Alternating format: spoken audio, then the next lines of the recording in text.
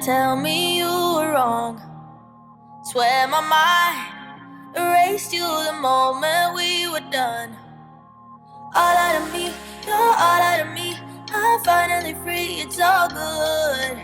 I'll be fine. Bonjour à tous et bienvenue sur Stator. Aujourd'hui, on se retrouve encore devant la concession BYD, enfin plus exactement derrière, pour l'essai d'une voiture qui est passée un petit peu à travers à La Réunion, donc une petite exclusivité pour Stator, la Leapmotor T03. On va vous faire une petite découverte. On ne fait pas le tour de l'île avec, on va simplement aller faire un petit tour et vous parler un petit peu de la voiture.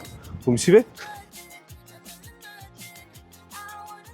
On se retrouve donc à bord de Leapmotor T03, une voiture un petit peu discrète, on va dire. La concession Leapmotor n'existe pas encore. Pour l'instant, c'est le revendeur de BYD qui assure la vente de ce véhicule-là. Alors, on va pas faire un tour de l'île, comme je vous le disais, on va faire un petit parcours, on va aller jusqu'au tampon pour voir ce qui, déjà si elle peut monter la 4 voies du tampon à 110 km/h. Et on va aussi après faire un petit tour du côté de Bras-de-Ponto pour vous faire découvrir un petit peu ce coin-là. Le trajet d'aujourd'hui devrait faire environ une grosse demi-heure. Alors, premières impressions après exactement 25 secondes de conduite. On est sur une voiture qui est beaucoup mieux que ce à quoi je m'attendais. Alors, pourquoi ? Parce que déjà, on a de la place. C'est une 4 places. Et même Pierre Guy derrière, il est assis normalement. On a même une boîte à gants. Alors qu'il est assis derrière Petit Potam, alias Fabien. Donc c'est une 4 places, mais on peut mettre 4 adultes à l'intérieur. Deuxième chose, on a un peu de puissance. Wouh! C'est relativement correct, hein, sincèrement. Bon, c'est pas une supercar, mais on a un peu de puissance. Et dernière chose, la qualité des trucs qui nous entourent, sincèrement, c'est plastique, mais c'est pas complètement moche non plus. C'est pas entrée de gamme pratique, en fait. Quoi. C'est pratique et c'est pas entrée de gamme. C'est qu'il y a du travail. Là, ça a été travaillé. Il y a des petits revêtements, il y a du petit noir laqué. L'écran est de bonne qualité. L'écran est de bonne qualité, il est assez fonctionnel. On n'a pas Android Auto, ou alors je ne l'ai pas trouvé. Par contre, on a un QD-Link qui me laisse penser que comme sur certaines autres voitures chinoises, on va pouvoir projeter son téléphone, y compris YouTube en roulant. Ce qui est extrêmement dangereux, Mais on rappelle. et extrêmement interdit surtout. Ah ouais. Et on a une autonomie annoncée par la voiture de 263 km. Elle est très fière de nous les annoncer. On va voir ce qu'il en est dans la réalité. On va faire un tout petit tour pour valider ça. Super brillant et en plus avec le scotch là, je peux rien faire. On va voir ce qu'on peut en faire. Donc voilà, on va aller tranquillement vers le tampon. On fera un petit point là-haut pour vous présenter un petit peu la voiture. Alors Pierre-Guy, c'est confortable à l'arrière? Alors, oui, il y a Parle là-dedans. Alors oui, il y a de la place. Comme vous pouvez le voir, j'ai de la place ici. Ça veut dire mes pieds ne touchent pas le siège à l'avant. Il me reste 10 à 15 cm. Et ce qui est impressionnant, c'est ici en haut. Il me reste encore, à tout casser 5 cm. Je vous rappelle que je fais quand même 1m84. C'est vrai qu'un sachant là-dedans, ils ont réussi à foutre Non, je suis bien assis derrière. Il n'y a aucun problème pour faire un long trajet. Ça ne me pose pas de problème. Bon, On organise le tour de l'État. ouais, pourquoi pas. Et en fin de compte, je pensais que ça allait être des places pour les enfants derrière, et non. Par contre, il n'y en a que 2. On va être clair, il n'y en a que 2. Celle qui est au centre ne sert strictement à rien. Mais il n'y a pas de place au centre. Ah ben non, il n'y a pas de place au centre, je suis désolé. Pas de ceinture, ouais. Il n'y a pas de ceinture au centre, donc c'est une 4 places. Ce véhicule est une 4 places, donc on apprend, on n'a pas lu ni la note, ni quoi de ce soit. J'écoute pas quand je dis, c'est ce que j'ai dit tout à l'heure. Petite impression au volant à 110 km/h. On est sans assistance, on n'a pas le maintien en voie. Par contre, j'ai un régulateur de vitesse, ça a noté. Ça secoue. Il y a une vibration. Alors, pour le coup, je pense sincèrement que c'est un des pneus qui est mal équilibré. Je pense que le pneu avant-droit est mal équilibré. J'ai beaucoup de bruit. Ça, c'est une voiture entrée de gamme, hein. C'est une voiture qui se veut petit budget. Donc forcément, Sans qu'il y ait du bruit d'air. en insonorisation, ça n'a pas été optimisé. Mais elle tient 110, hein. On dépasse tout le monde là. J'ai pas de problème et j'ai encore de la réserve. Donc je suis à 110 sur la 9 et j'ai encore de la réserve. Donc je peux encore accélérer, aller à 115, 120. Donc en soi, ça se passe très très bien, la montée du tampon. Et on a la clim. Oui, contrairement à d'autres voitures qui ont coupé la clim à cet endroit-là. On a utilisé 7% en montée. Relativement avec mes connaissances des voitures électriques, on n'est pas trop mal. Je pense qu'elle peut faire le tour de l'île. Avec cette information-là, je pense qu'elle peut faire le tour de l'île. On sait pas. C'est qu'on perd 1% tous les 100 mètres aussi. Hein. Oui, mais Je veux pas dire, mais on est à 110. bien sûr. Ah, je plaisante. On a évidemment, une voiture qui a quand même une batterie assez conséquente, qui est de 40 kWh, si ma mémoire est Et bonne. on est dans une montée qui est assez conséquente aussi. Donc, Ouais. je dis ça, c'est vraiment. Voilà, forcément, on va perdre 1% tous les kilomètres parce que ça fait que monter. Et nous Mais, avons aussi quand même du poids. Non, moi je trouve pas. J'ai perdu 4 kilos, je suis pas d'accord. Pas dans la voiture. C'est pas faux, ça. On est peut-être en surpoids d'ailleurs. Alors, c'est dans la Il Spring, n'y a pas eu d'alerte. on peut pas être à 3 dans le C'est faux, il n'y a pas eu d'alerte. Ah oui, Les dans ascenseurs, la ils Spring, préviennent. C'est vrai que dans la Spring, on ne pouvait pas mettre 4 petits. On peut pas mettre 320 sur la Spring. Donc là-dedans, il faudra est assez dépassé. regarder. Là-dessus, il faudrait regarder. Ouais, je jetterai un œil tout à l'heure. Alors, on revient à des allures raisonnables et tout de suite le bruit s'arrête. Donc, bruit d'air, clairement, il y a des bruits d'air énormes. Bruit de roulement, il y en a aussi, mais c'est moins présent que le bruit d'air. Et on est vraiment sur une voiture qui se veut, je pense, citadine. À 60-70, ça se passe très très bien. En dessous aussi, pour te dire à quel point il y a du bruit. La radio est allumée, les gars. Il y a la radio. La radio est allumée depuis tout à l'heure. On a mis le volume au minimum, c'est pour ça. Attends, ouais. Système audio, parce qu'on est pas. Attends, non, j'ai mis une pause. Alors, c'est pas mal, dis donc. Ouais, il y a les Twitter. Oui, c'est ça. Oui, mais bon, c'est pas mal, dis donc. Dans ma première 205, il n'y avait pas de tuteur non plus. Hein. Donc, on en revient un peu près à là, c'est pas mal. S'il y avait la radio, on pouvait détacher le poste. Alors. Ok. Ça fait l'impression des On peut drifter avec cette voiture. Alors, la tenue de route est négative. Non, ça va faire l'impression des C'est pas mal, ça, la tenue de route Je pense négative. qu'il faudrait quand même. Je pense que. Non, on est à 2 bars. Mais les pneus te disent que c'est vert, tout va bien. Waouh. Aussi, puis il y a la. Et bien sûr qu'il y a ça, tu crois quoi? Non, mais attends, t'as combien de kilos dans la voiture? Voilà, faut qu'on remette ça en perspective aussi. Non, Oui. mais tu 2 as. bars, c'est bien. Non, mais c'est. Et on a Non, non, mais moi. 8000 c'est bars qu'on- au-dessus, C'est quoi. qu'on a la pression des pneus. Ah non, Alors. c'est bien, il y a un retour sur toutes les infos. Hein. Tu vas galérer à monter ce bordel. Mais non, Euh, c'est pas un montage, hein. Ah merde. Non, hein. Pas de montage là-dessus. C'est à noter. Alors, Leapmotor sur ce véhicule, ça se veut être un modèle d'entrée de gamme, à savoir un modèle petit prix, on parlera du prix à la fin. Par contre, on est sur une voiture clairement très bien équipée pour ce genre de véhicule.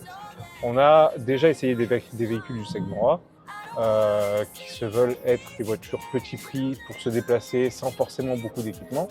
Là-dessus, on est un petit peu un niveau un peu supérieur tout de même. Déjà, on a le toit panoramique, donc je vous ai signalé. Là-dedans, il y a beaucoup d'options. Il y a possibilité de régler la puissance de charge. On a des modes de conduite. Il y a un mode sport. On a un mode de direction. On peut régler la direction en plus ou moins dur. dur. Hold. Ouais, pas ça que tu vas activer. Tu vas activer l'ESC off. On va peut-être éviter parce que déjà quand il est on, bon. Voilà. Qu'est-ce qu'on a dans les paramètres ici? On peut mettre le Wi-Fi, bon, voilà, on peut connecter le Wi-Fi, Bluetooth évidemment. Stockage. Moi, ce que je vois depuis tout à l'heure, on parle de finition, les Locomodo là. C'est le Komodo Tesla. Non, c'est une Mercedes. Oui. C'est le même. Bon, c'est pas le même plastique. On sent qu'il y a un peu de jeu, tout ça, mais c'est le même. Pare-soleil. Attends, tu peux Ah, le remontrer? la gestion des phares est ici. Voilà, c'est un peu chaud.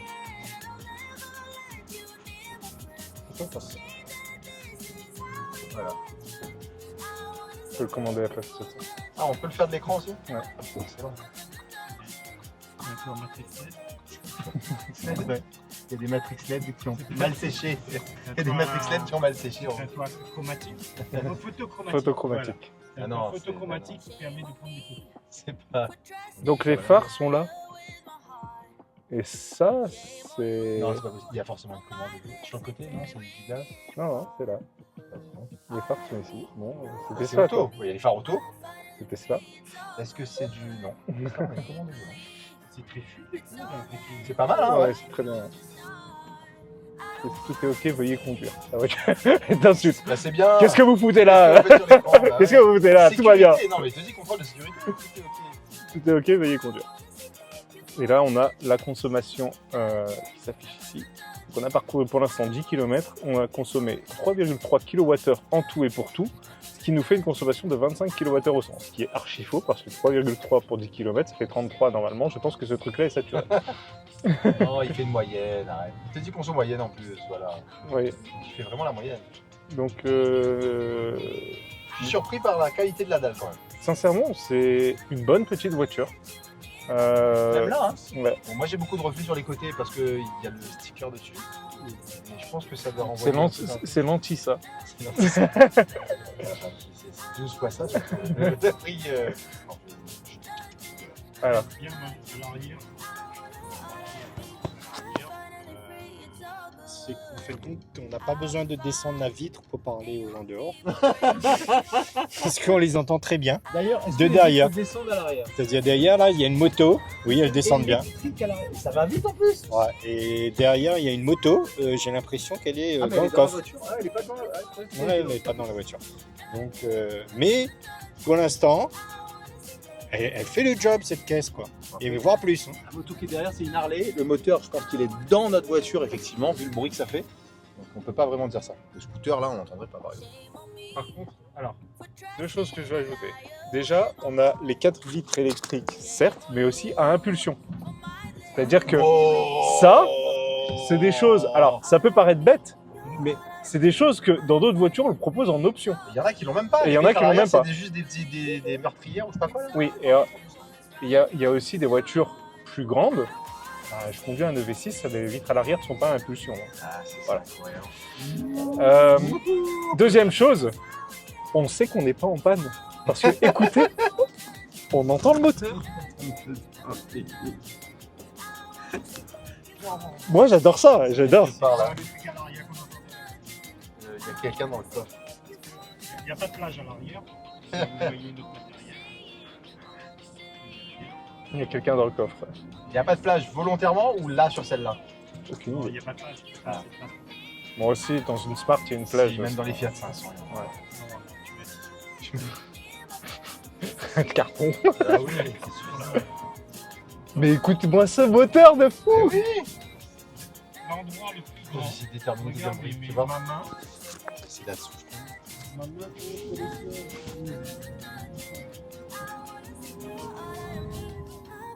Vas-y, bombarde. Ah, tu vois, oui, pareil. C'est juste au ralenti, ouais. C'est le générateur qu'on entend en fait. Bon bah on a trouvé les futures voitures qui vont utiliser le réseau EDF. You were near my friend. It's a shame that this is how it ends, but I wanna say thank you for nothing. Donc on est sur une voiture qui a une dimension de 3,60 m, ce qui fait qu'elle a un rayon de braquage somme toute impressionnant. Puisque là, hop, je peux faire un rond dans cet espace. Ce qui est assez incroyable. On est arrivé à l'église de Bras de Ponto. Juste un petit point pour vous montrer un peu la jolie vue. On va parler rapidement de la voiture. On est du coup sur une voiture du segment A, à savoir une micro citadine. Donc voiture plutôt compacte, hein, elle fait que 3,60 m de long.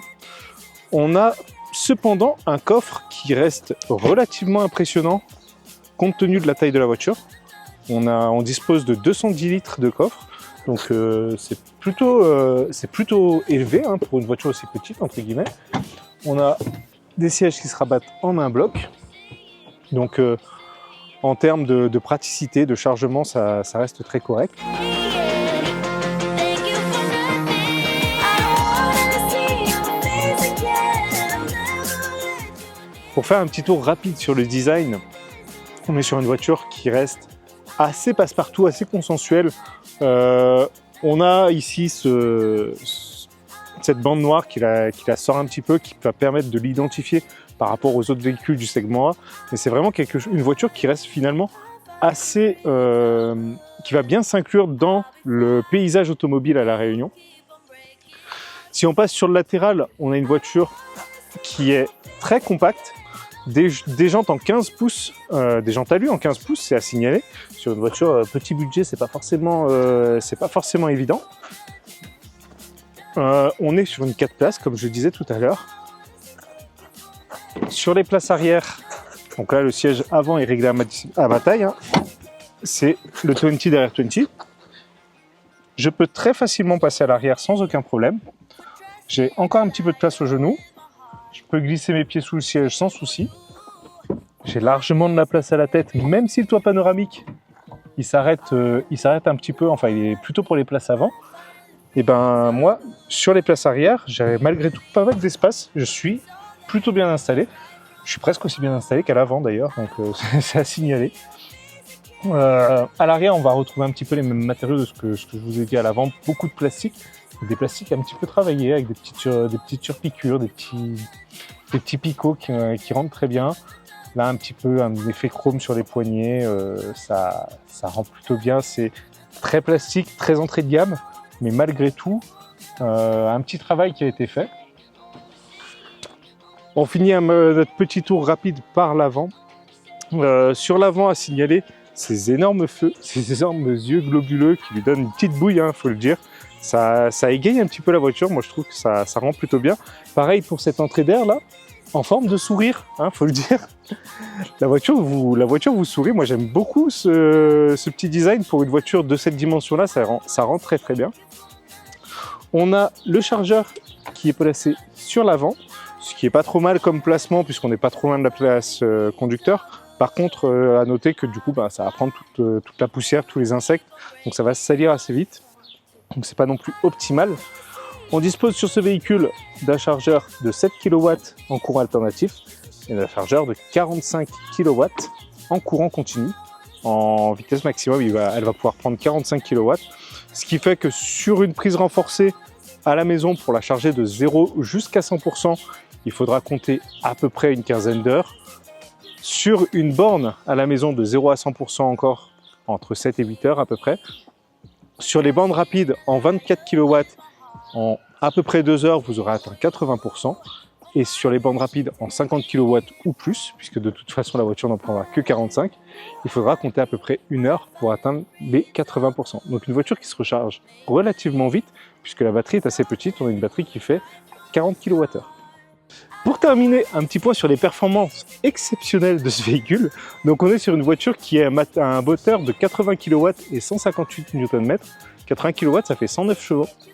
Ce qui peut paraître court, hein, parce qu'on est habitué à des voitures qui font 530 chevaux. Hein. On en a essayé une il n'y a pas longtemps qui faisait cette puissance-là. Par contre, cette voiture-là, elle a un gros avantage sur les autres, c'est qu'elle pèse 1200 kg.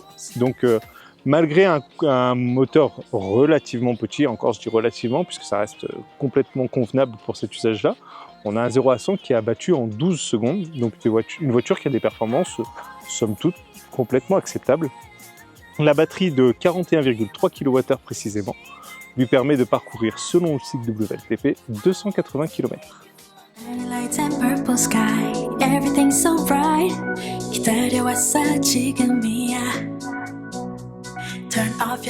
Un petit point sur la régénération, pas sur la route qu'on prend d'habitude, mais celle-là aussi elle est très très bien. On est sur la descente du sentier d'Assy.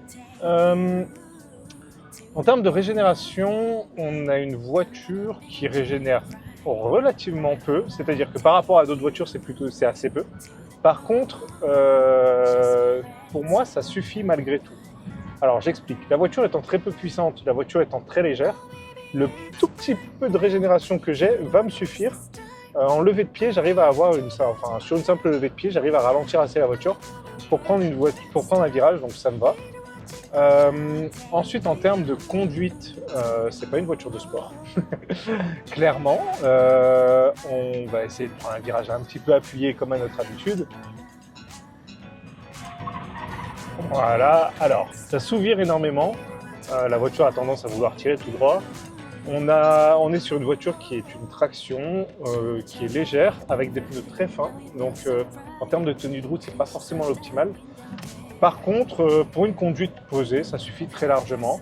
On est confortablement installé, ce sont des sièges en tissu assez classiques. Je suis maintenu comme il faut, on va dire, par rapport à la sportivité, à la non-sportivité de la voiture. Je suis maintenu comme il faut, j'ai rien à lui reprocher sur ce point-là. Je n'en attendais pas plus, je ne suis pas du tout déçu. On reste sur une voiture qui reste à sa place, une petite micro-citadine du segment A avec laquelle on va pouvoir très largement faire les plaines, que ce soit en montée ou en descente. Un point négatif cependant au niveau du freinage, on a essayé de prendre les freins pour voir ce que ça donnait. Je ne suis pas du tout fan du ressenti que ça m'a donné. J'avais l'impression d'un freinage qui était plutôt long, beaucoup moins mordant que ce que j'ai pu tester sur d'autres voitures. Mais malgré tout, on reste quand même dans une sécurité somme toute relative et correcte vu encore une fois le positionnement de la voiture. On va retourner à la concession, on va faire le bilan de ce petit essai. On est de retour à la concession BYD. Petit point sur notre petit tour, on a fait 36 km jusqu'au tampon, redescendre par Semence d'Assis et revenir ici. On a consommé 16,4 kWh au 100, ce qui est relativement élevé, je m'attendais à moins vu la taille de la voiture. Et on a utilisé 15%. Calcul rapide, ça nous donne une autonomie d'à peu près 250 km. Donc ça reste tout à fait utilisable au quotidien. La voiture, vous pouvez venir l'essayer dans les concessions BYD. Il y en a une juste derrière moi. Elle est proposée au prix de 29 900 €. On aura l'occasion d'en reparler. En tout cas, aujourd'hui, c'était 20 pour cette Leapmotor T03. Encore un grand merci à l'équipe de Leapmotor pour nous avoir prêté ce véhicule. À très bientôt pour de prochains essais. Et bonne journée les électrifiés.